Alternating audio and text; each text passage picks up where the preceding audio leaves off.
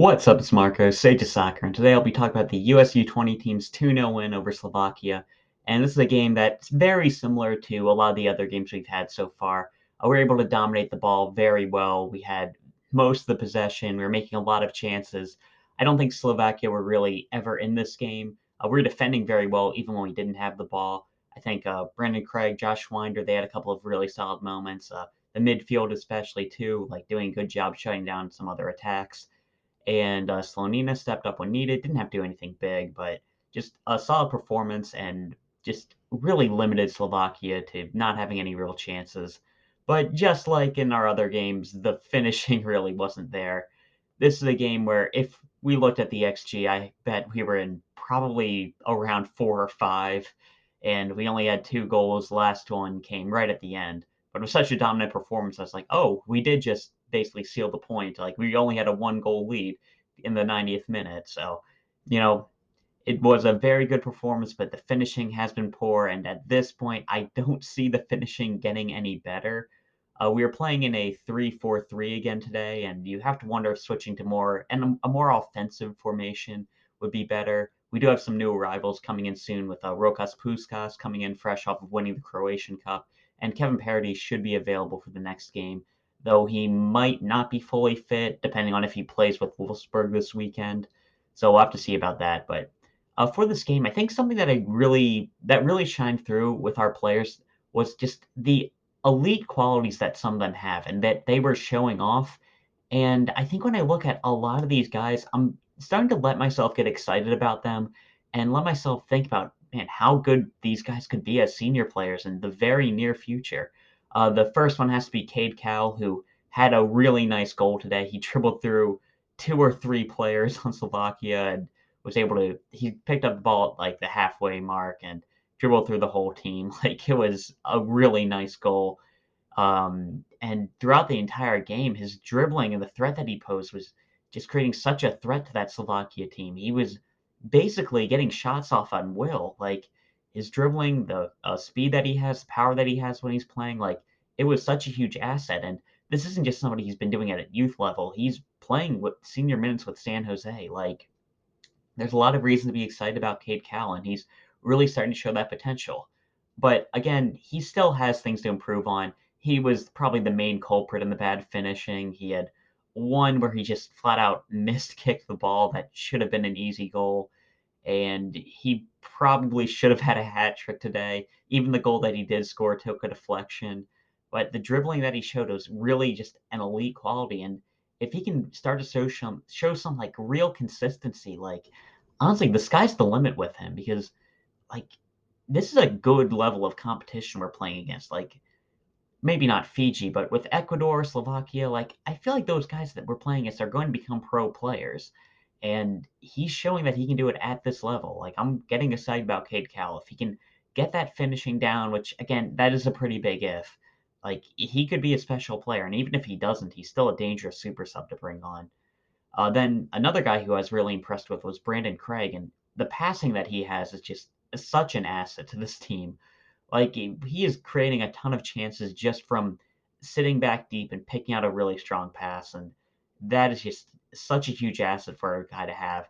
Like I think he could be like his on-ball ability is good enough for like the highest level at the current moment. And defensively, he was looking solid. Like I think the athleticism is good enough. He's got the height you need. Like he's commanding the team pretty well. Like I feel like he's a very talented prospect. And like in addition, Diego Luna, I think he's shown enough athleticism and like the one-touch passing that he has, the technical ability, the dribbling the ball in like close quarters, like that's like a really special ability. And honestly, throw like a Gabriel Slonina in there for being like such a talented goalkeeper at a young age. Jack McGlynn with his passing, and we're looking at a ton of players with elite attributes that I think could move on to like a really high level very soon, or in Slonina's case, start impacting games at a high level soon. And it's something very exciting with the U.S. team. And like on top of that, we're dominating teams like Ecuador, Slovakia. Like they're not a typical European power, but like we're dominating a team from Europe. Like I think we need to just appreciate how good this group is, and that's while missing a Jalen Neal, a Paxton Aronson, Ricardo Pepi, Brian Gutierrez, Chris Brady's another really talented goalkeeper. Like this is a really good group of players. And aside from the guys who I mentioned showing like elite qualities, we've got some very young players who are being very exciting. Caleb Wiley from the left back position, like aside from just being solid defensively today, I think he was just as big of a threat as Cade Cowell on counterattacks. Like he's another guy who's really good with his athleticism. I think his dribbling's coming along very well. He's solid defensively, left-footed player, which is huge, and like again, doesn't need to get the end product down, but he is like a whole like probably 18 months younger than Cade Cowell, and like I think he's showing a ton of really good potential. Then we have like our 2005 players. Niko Tsakiris came up with the second goal. Good for him to come on and be able to impact the game.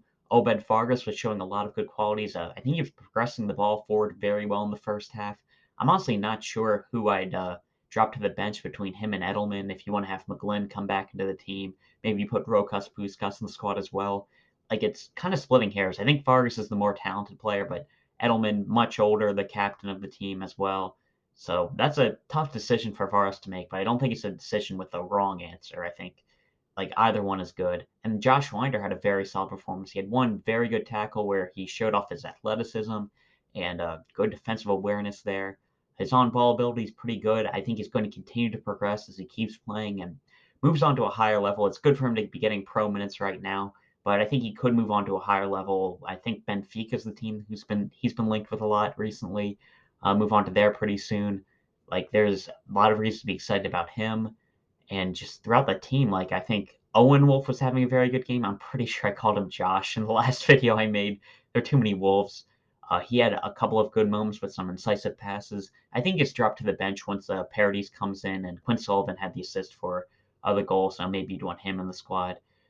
But I think Wolff had a very solid game. I don't want to call his pressing good because it wasn't really him making an effort, but there was a Slovakia defender who was on his side who just kept giving the ball to Wolff. Like it was like 3 times. So maybe good pressing. Don't think I'd really give him credit for that, but he was winning the ball back a lot for the team. And man, overall, just a really solid performance. I think Justin Shea, he was a little bit shaky to start out. He had a couple of very good passes where he's switching the ball to Caleb Wiley, and towards the end of the game, he was getting forward pretty well as well. I think he grew into the game. Uh, Not like his best performances, but I think I have pretty high expectations for Shea, and I definitely have him starting moving forward. Michael Halliday, again, not the best performance by him. I think that he's kind of struggling to keep up with like a lot of the other players, but he's not like a liability in the team or anything. But I think I'd have somebody else start in his place, whether that's Jonathan Gomez playing as like an inverted fullback like he was doing in the first game, or maybe switching to a back four and just having Chase slide over to right back. But the back three has been pretty solid. I mean, we haven't allowed a goal in the entire group stage, which I think is pretty impressive. And we didn't really even allow like a really good chance. I mean, Slonina's had to make a couple of saves, but he's he hasn't really been tested. But I should mention that Slonina has looked a lot better as the tournament progressed. I thought he was pretty shaky in the first game, but his passing's looking a lot better. He's covering the box pretty well, and he's been better as the tournament has gone on. So I don't think there's much concern there with Slonina. He's might be the best goalkeeper at this tournament, which I'm like thinking through the teams. I think you could definitely make the case that Slonina is the top goalkeeper here, and I think outside of that, the prospects that I was talking about are really showcasing some talent. And I'm thinking that guys like Jack McGlynn, Diego Luna, Cade Cowell, Brandon Craig, they're showcasing special skills that we shouldn't take for granted. And like they're doing this at a high level. I think Craig is the only one without real senior experience. Luna's isn't that much either, but Luna looked very good in the game we had against France a couple months ago, and that was a good France, not the one that they brought to this tournament where they didn't allow players in the second tier to get released because they had to help their team avoid relegation or their reserve team avoid relegation, not their actual squad. So like this current France is terrible. I'm not even sure they're making the knockout round. But the France that we faced a couple months ago was a really good team, and Luna was able to shine during that performance. I think him, Craig, McGlynn, uh, Cowell, Slonina, like they are some really talented prospects that scouts are taking note of, and that we should be as well. And there's a lot of reasons to be excited about this team, which I think we've got potential to win this tournament. I mean that. I think we could go all the way. I mean, winning this group actually might have been a detriment to that end because I think it means now we might face Brazil or Italy in the round of 16. But hey, we're here to test ourselves and face the best in the world, and I think that's good. Even if we end up going out there, like that's what we want. I'd rather have us do that than go out on penalties to just a random team. So I'm excited to see how this knockout round will go, who we'll face, and I'm getting really excited about these players' future. And yeah, that's all I got to talk about. See you.